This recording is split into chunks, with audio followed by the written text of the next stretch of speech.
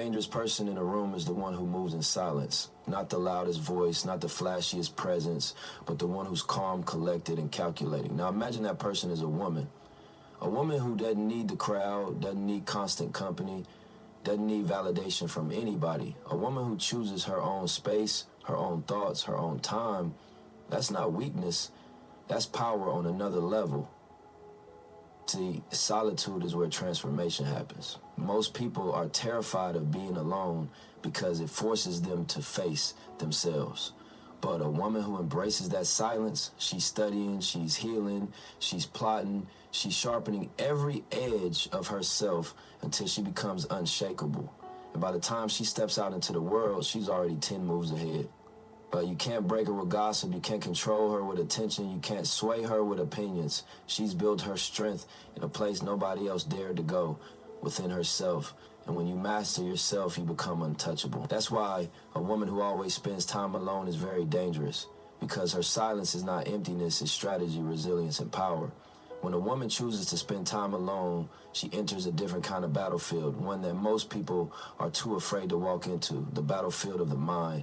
It's easy to stay busy with noise, surround yourself with people, distract yourself with conversations, parties, or relationships that don't hold any real weight. But when she sits down with herself, when she cuts out all the distractions, that's when the real work begins.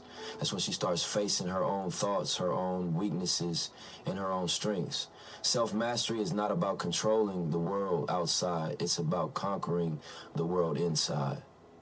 That's what makes her dangerous, because most people never do that work. Alone time is not loneliness, it's training, it's sharpening her mental blade.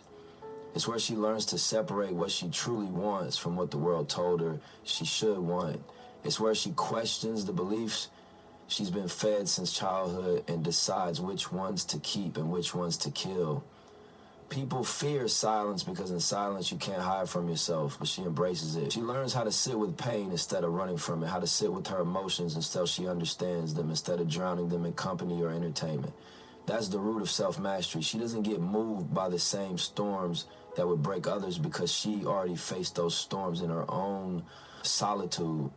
Every time she spends hours, days, weeks in her own company, she's building layers of self-discipline that nobody can see on the surface. She knows how to control her impulses, not to react to everything immediately, not to let emotions dictate her moves.